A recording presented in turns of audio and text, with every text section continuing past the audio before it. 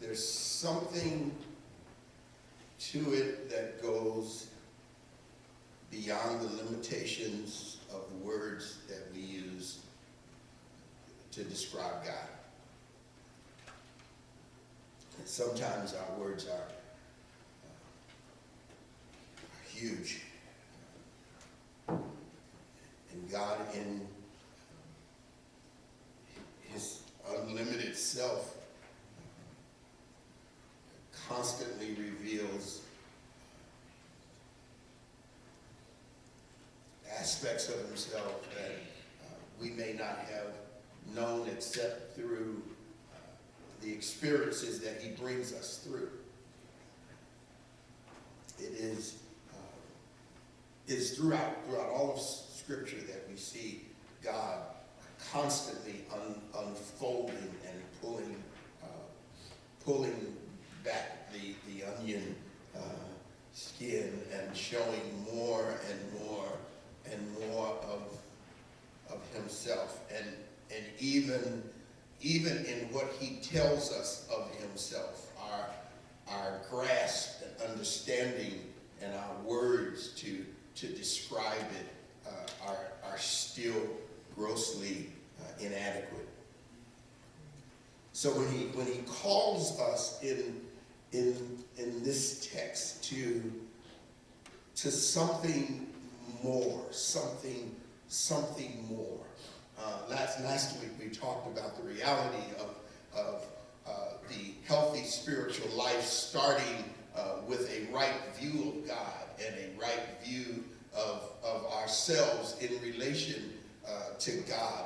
But there's another side of the coin that he gives us here in this text that is less about, and I do get that this may be hard to grasp. It is less about our head knowledge of the theology of God and more about our heartfelt understanding of God. It is sometimes it means less about, I don't know how to say this other than it is less about faith and more about feeling. Yeah. I don't know if you can handle that. He is God. He is the only God. He is God alone.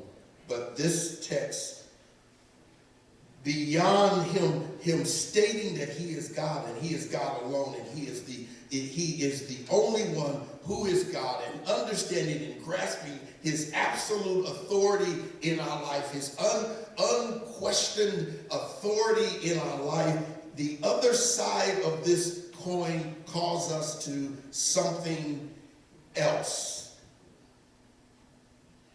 He invites us to something here that is beyond the mere obedience. I don't know if you can handle that at this point. It is beyond mere obedience. It is beyond mere religion. It is beyond rules and formulas and processes. He calls us here to something deeper, something felt, something that encompasses all the dimensions of me, all of me, not just my head that recognizes his omnipotence and his omnipresence, not just my head, but he calls me to something more in this text. The other side of the coin, he calls me to something that is beyond my head. He calls me to something that is felt, something beyond my intellect, something felt. To begin to understand that being spiritually healthy requires something felt seems counterintuitive. But this is exactly what he calls us to. Something that involves the senses, all the senses that he gave us. Something of the heart, as the text says, something of the heart, something of the soul, something of the mind, and all of the strength given here in this text, given fully and completely without condition to him. When reason says it should be otherwise. This is beyond our reason. This is beyond our intellect. It is beyond our understanding, because when reason and circumstance say something else, our heart says something more. This is what he calls us to. It's beyond loyalties. It is beyond even, we talked about gratitude last week. It is beyond gratitude and appreciation for the benefits that he has given us. It is more than religion. It is more than a command. It is an invitation to relationship. Yeah. It is an invitation to respond to his love. It is an invitation to release our love to him. This is what he calls us to. He says, "Now shall love the Lord thy God." This in and of itself is a wonder. It is a wonder that you and I, sinful, limited, finite, that he gives us a command, and with the command, the capacity to love an infinite God.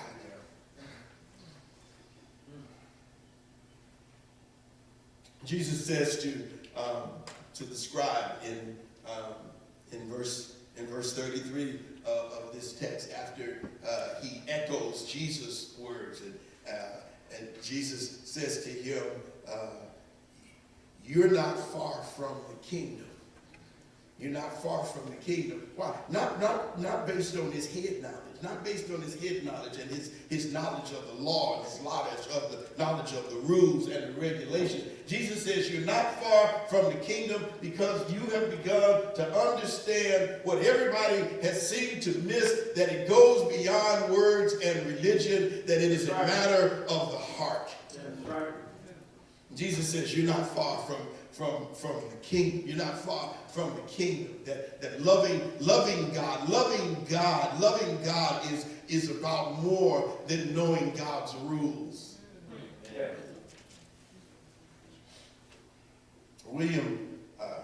Bishop William Temple, in his description of worship, I borrow his words because they apply to love, because there are times that love and worship are synonymous. He says that it is the submission of all of our nature to God. It is the quickening of conscience by his holiness. It is the nourishment of the mind by his truth. The purifying of the imagination by his beauty. The opening of the heart to his love, the submission of the will to his purpose, all of this, he says, gathered up in adoration is the greatest of all expressions of which we are capable. For Scripture to be rightly understood, Scripture has to be understood not as individual text of theology and doctrine, but it has to be understood in the sense that it is a great love story. To begin to understand Scripture is to understand that it is a love story where God himself is the lover and humankind is the love. And all of Scripture is about a love that was lost in Genesis, and from Genesis to Revelation, it is a lover in pursuit of his love to return the one that he loved to himself. Amen. That is Scripture, and everything that you read in between is the story of lovers, of a lover in pursuit of the one he loves. Without understanding Scripture as a love story, then we miss the deeper meanings of texts like the Song of Solomon. We miss the meanings of texts and stories like Hosea and Gomer, Hosea the prophet and Gomer the prostitute. We miss the deeper meaning of it. It is really about God. It's enough that a prophet of God sent to declare God's word is told in Hosea 3:1. Go love a woman of whoredoms. Go love a prostitute. Go love not just chapter 1 where he says go marry, go take a wife, but in chapter 3 he says go love her. Not just marry her, not just legally bind yourself to her, but go love her. Go love her. Go love her, even when she doesn't want to be loved, even when she doesn't want to be a wife, even when she doesn't want to be husband. Go love her. Love her. Love her. And when she walks away and sells herself into slavery, when she walks away and is standing on the auction block, go love her. Go buy her back. Go buy, not only once, but again and again and again and again. Go buy her back. This is the Scripture. God constantly in pursuit, the lover, in pursuit of the one he loved, until finally he lays his own life down on a hill and gives his own blood for the one he loves. This is Scripture. This is the gospel. It is lovers. It is where lovers meet at Calvary. And to not understand it as such is to miss the truth of Scripture.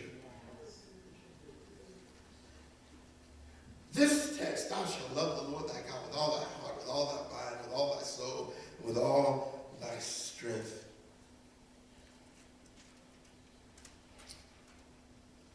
This is what it means to love God. The essence of love, nature of love, indispensable qualities of love.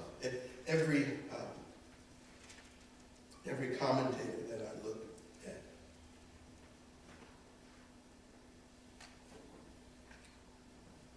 as I come to this text,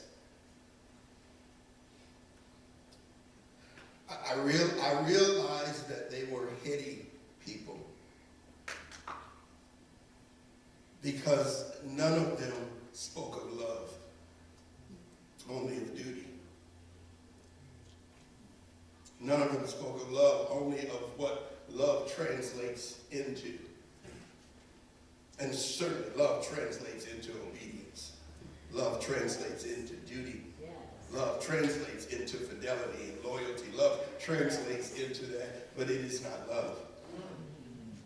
Love produces that. And I realized in that moment as I'm reading commentator after commentator on this text, I realized that they're all in their head and none of them were in their heart. And you cannot understand this without getting out of your head and getting into your heart. Amen. That's right. All of us know what it is to love somebody that everybody else says ain't good sense to love them.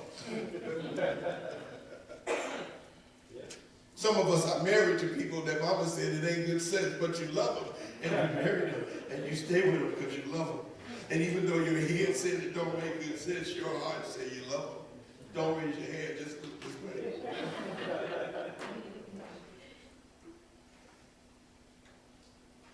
Love will make you stay when your head wants to walk away. The nature, then, of love from this text can be seen in three things. I want to talk about. To grasp love's essence, you have to then see. Are y'all listening to me? You have to then see this not simply as a command that God gives to his people as they enter the land of Canaan. And not just Jesus' answer, and that's he takes it from Deuteronomy chapter 6, not just Jesus' answer to a scribe in the midst of a debate, but what you have to see this as to really grasp the essence of it is not a legal transaction, but an exchange between lovers.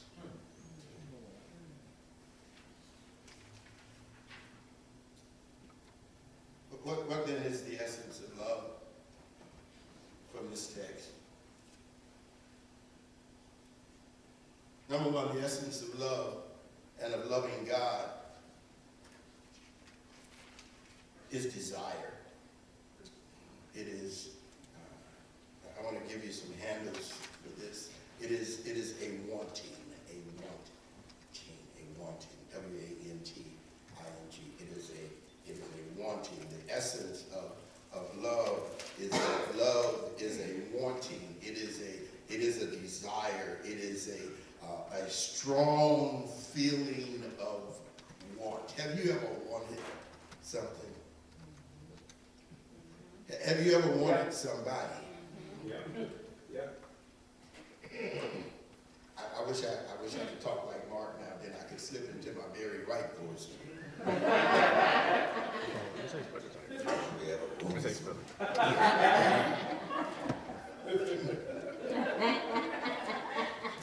This is really the essence of love. The essence of love is a wanting. It is a wanting, a longing for someone. This is what this text is today. It is a longing, the psalmist would call it, it is a panting for.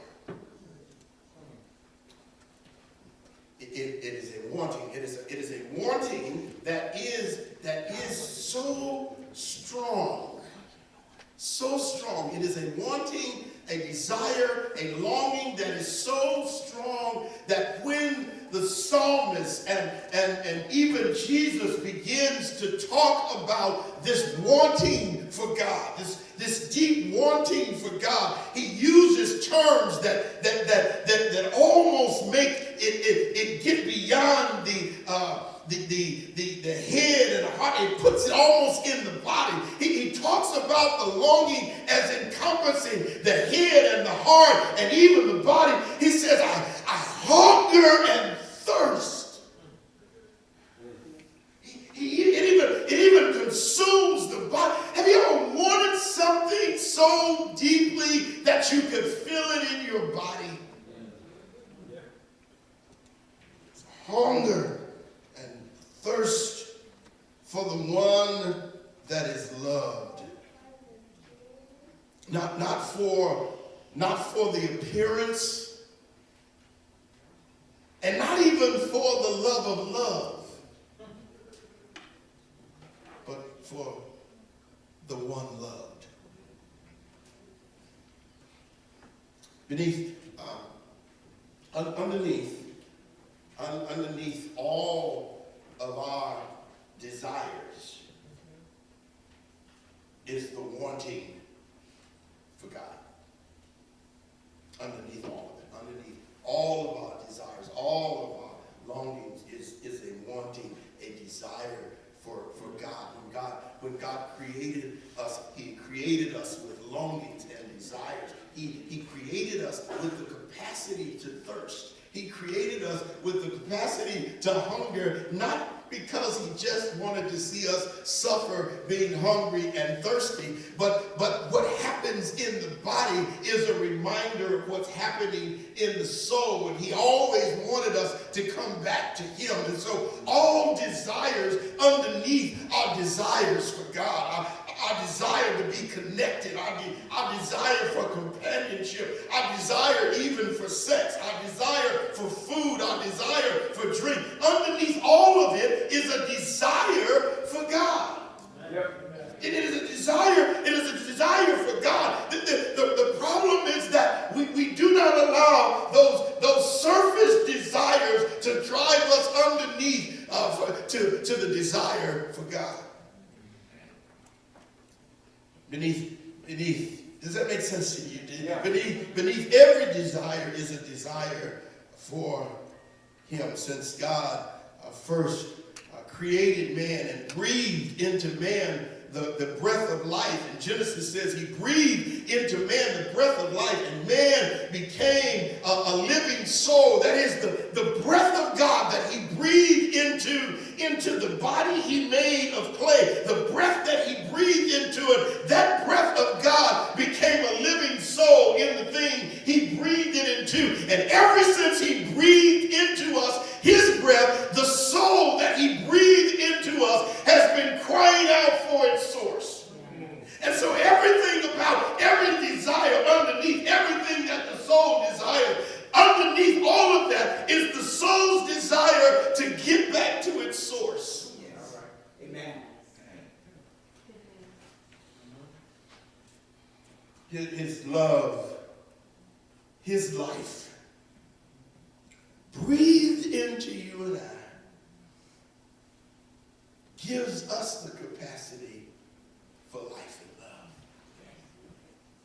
love. So when he says, love me with all your heart, all your mind, all of your soul, he's not asking us to do something that's impossible for us to do. In fact, the capacity to do it, he breathed it into us. And all that we're doing is responding to what's in us that he put in us to get back to him.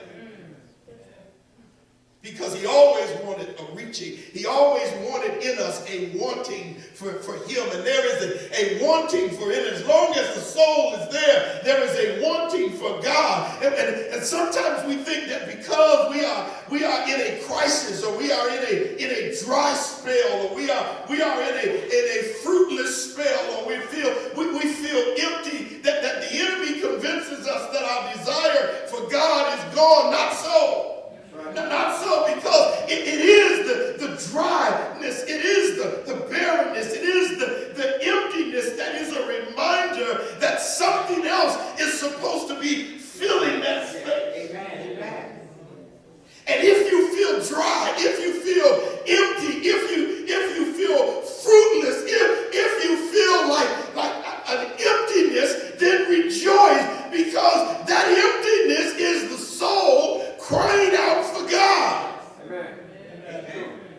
That's why Jesus tells this man, you're not far from the kingdom, because if you get that the soul is crying out for God, then you're not far from the kingdom. You just need to get underneath your surface wants and get to the core want, which is for God himself. Fear, emptiness, grief, all longings of the soul for God.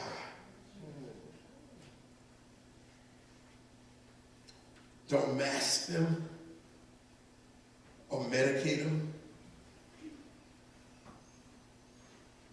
Just let them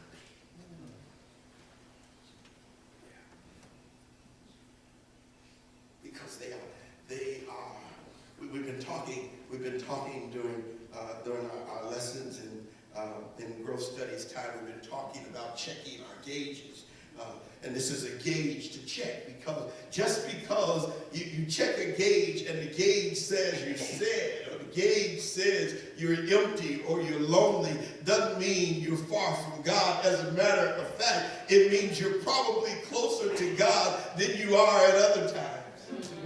Because it is then that the soul is crying out more for God. And you've got to listen to the soul's cry. It's crying for God. It's not crying for more busyness. It's not crying for more activity. It's not crying for more power. It's not asking to be more productive in your life. It is asking for God.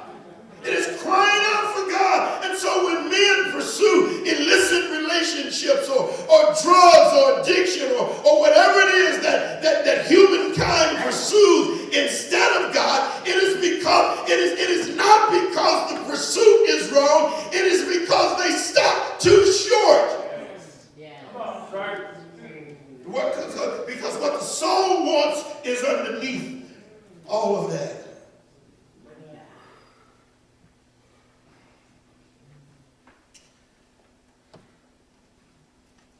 In those dry and empty times, it is easy to believe that the desire for God is gone,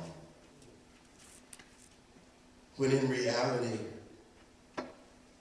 the desire for God is even more alive.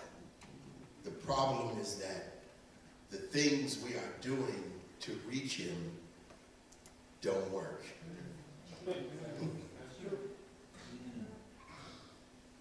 Just have to find out what reaches the lover. Can we talk about this? Come on. The essence of love is a wanting.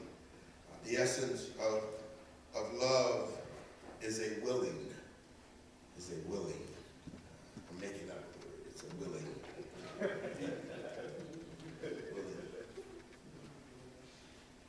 It is a conclusion reached in the mind after consideration. It is an inclination or a readiness of the mind to act on a desire. We might call it a decision of the mind, an act of the will, a willing. It is an inclination, a readiness to act on a desire. To act on a desire, to feel the desire, to feel the wanting for God, and have a willingness to act on it, so that the wanting might be satisfied with the acquisition. So that I might be satisfied. This is what Jesus said. Jesus said, he that hungers and thirsts after righteousness shall be filled. He that hungers and thirsts after righteousness shall be filled. He that has a willingness and a readiness to act on the desire shall be filled. It is not just enough to want something. You must be willing to act in order to get what you want. Yes. Amen. This is necessarily involves a rejection or denial of lesser wants. Good. He doesn't argue. He does not argue. In fact, he acknowledges in Deuteronomy chapter 6, he acknowledges that the children of Israel have competing wants. They have competing wants, that they want God, but they want other gods. They want to walk with God, but they want to be like the other nations. They have competing wants. God doesn't deny us that we have competing wants. He just says that those competing wants don't go deep enough. Right. All right.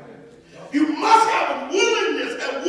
There must be a willing to set aside lesser wants in order to have the deeper want.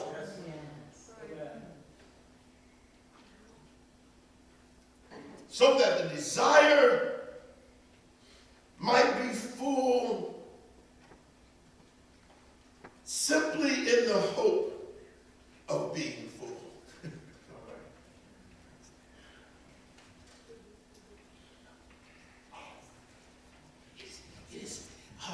It is. Don't raise your hand. Don't raise your hand. Just don't raise your hand if you ever been in love. If you don't raise your hand. You ever been in love? I'm looking around this. Yeah. You ever been in love? Sometimes it is the pursuit of the object of love that is some often more satisfying than the acquisition of the thing. That's true. A willing necessarily means setting aside willingness to set aside lesser wants for a deeper want. This is what sacrifice is born of.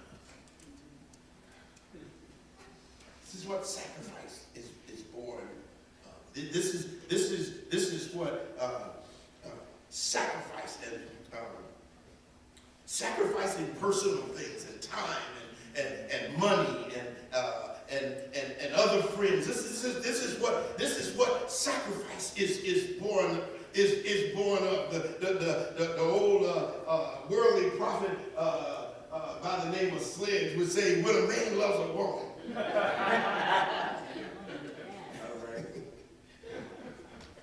This is what sacrifice is born of. Except that lovers do not see it as sacrifice. Come on. That's right. Lovers do not see losing themselves as sacrifice. Lovers do not see the spending of time as sacrifice. Lovers do not see 4 and 6 hour drives across country as sacrifice. Lovers do not see it as sacrifice. Lovers see it as simply giving up a lesser want for a greater want. That's right, Mom. Yeah. Those who are not in the love relationship, those who are not the lover of the love or the love, see it as a big sacrifice. But those who are the lover do not see it as sacrifice. It is only when we stop being the lover that we start arguing about our space. That's right. When we were the lover in pursuit of our love, it didn't matter. It didn't matter that they sat nearly on top of you in the car. It didn't matter that they got up close to you on the couch or in the bed. It didn't matter back then because there were two lovers pursuing each other. It is only when we got used to each other that we wanted our space. That's good. Come on, that's right.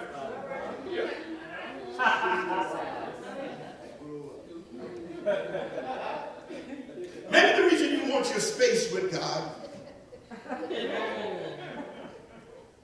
maybe the reason your time with God is a sacrifice.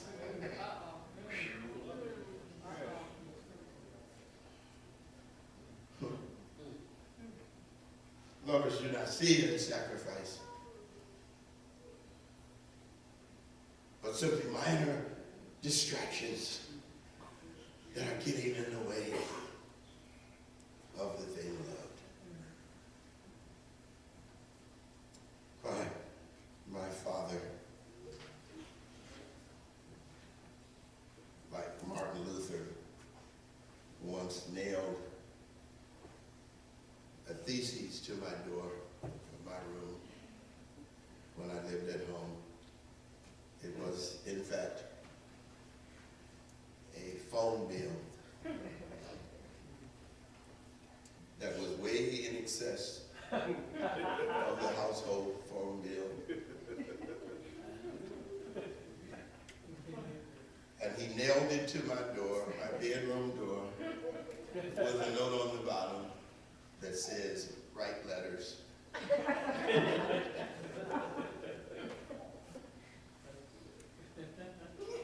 Sylvia was in college, and it was too far to drive every day.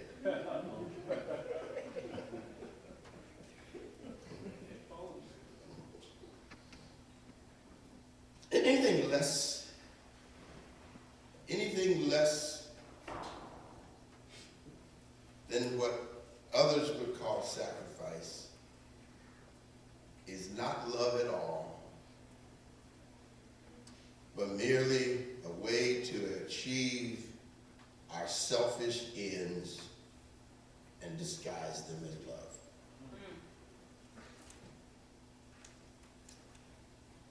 Probably know the story of the man who writes his girl a letter, sends a note and says, "Climb the highest mountain, swim the deepest ocean, cross the barren desert just to get to you." And he goes on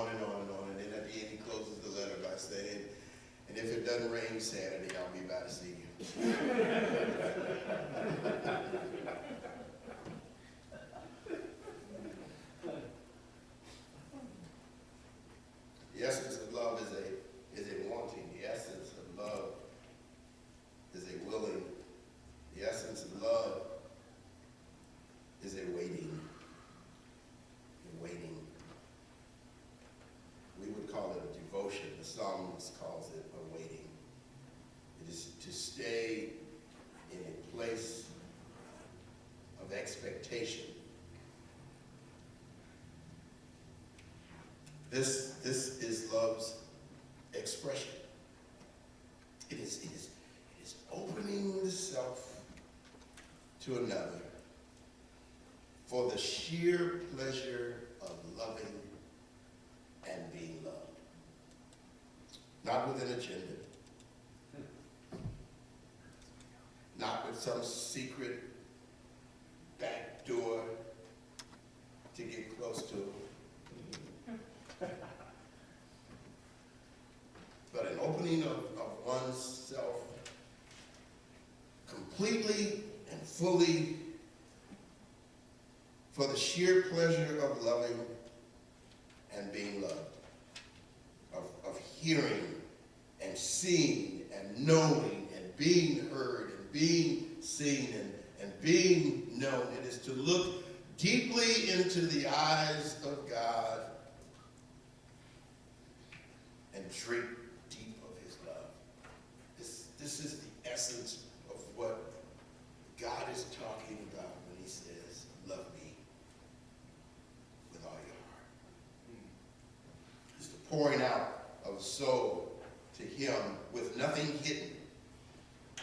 Nothing hidden and nothing masked. No part of him, no part of me, no part of you filtered. Nothing filtered. This is why God says of David that he loves me with all, he is a man after my own heart. Why does God say that? Because when you read the Psalms, David is a man without filters. Right.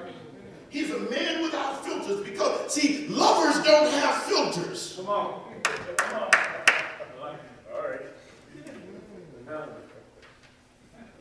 He's a man without filters. He goes in one psalm, he can be angry and cuss and want to break the teeth of the wicked. And in the next verse, he can be panting for God. Oh, how I love you, God. My soul pants for you, God. Break the teeth of the wicked. Let them be cast down and put to shame. Let 10,000 gnats fill their armpits. And what? He goes back and forth. And because why? Because he feels completely free to express all of himself to God.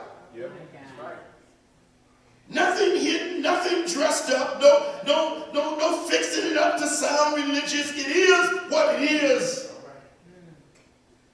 And he's free to express it in front of God. It is the essence of love is a waiting, it is a pouring out of the soul before God, unmasked, unhidden, unfiltered, except that through the eyes of love and the ears of love, we see and hear everything the lover says.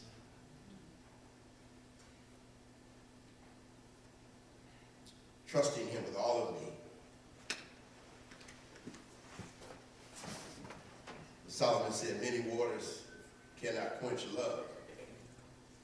If a man gives all his possessions for it, he would be utterly rejected. Why? Because you can't buy love with money. You can't buy love with possessions. Yep. Why does a man give all that he has for love and get rejected? Because the price of love is not stuff, it's self. Come on. Good. That's right. We can do all the work we want to do for God. We can do all the ministry work, all the heart. We can do all of that stuff and never feel the love of God because the essence of love is not work. That's right. It is giving myself totally and completely and wholly to him. The essence of it is self. And at any time I'm unwilling to give me, That's right. it cannot be love.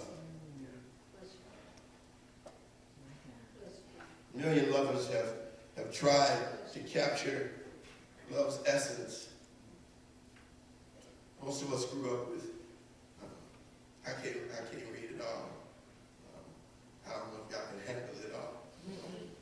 But Elizabeth Barrett Brown puts it this way, says, how do I love thee? Let me count the ways. I love thee to the depth and the breadth and the height my soul can reach when feeling out of sight. The ends of being and the ideal grace, I love thee to the level of every day's most quiet need. Seems like that ought to be in a deeper voice.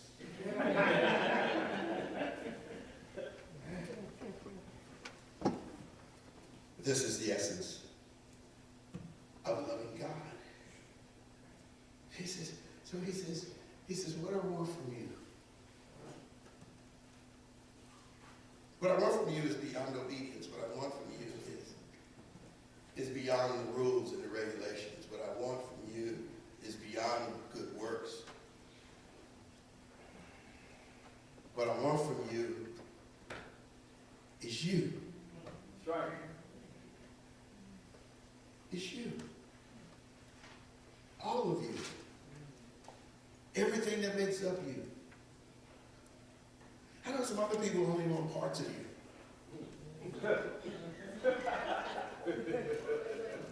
They only want the parts of you they can tolerate. They only want the parts of you that are, don't take them off. They do. He says, I want all of you. I want all of you. I will give you all from me. All of me loves all of you. Loves your curves and all your edges, all your perfect imperfections.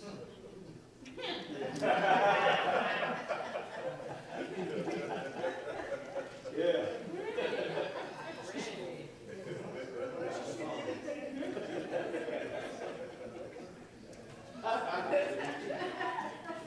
Give me all of you, I'll give you all of me. You're my end and my beginning. Even when I lose, I'm winning. Yeah. I give you all of me. Give me all of you.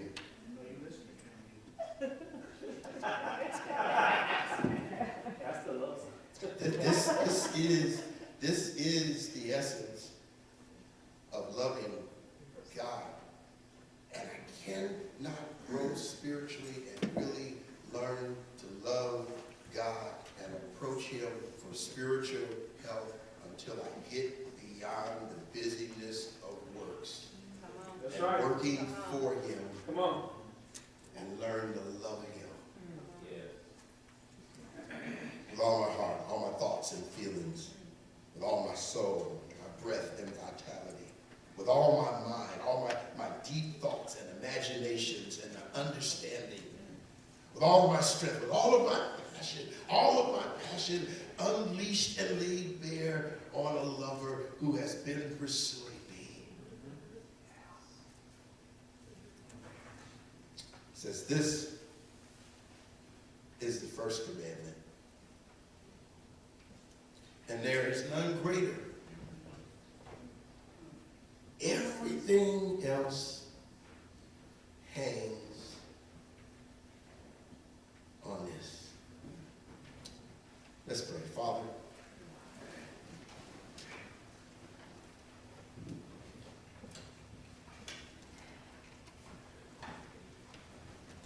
your love for us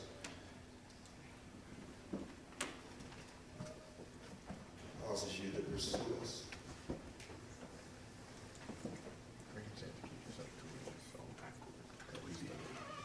So that in loving you we might be whole.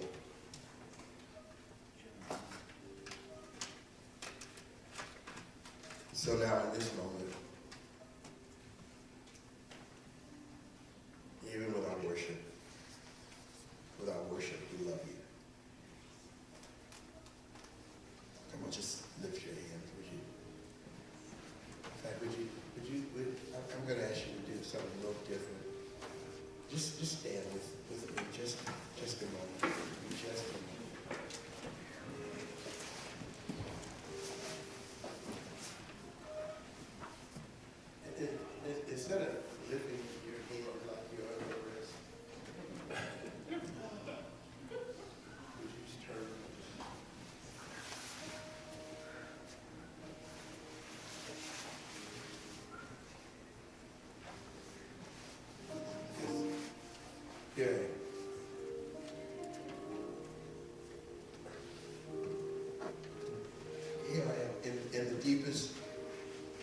parts of me.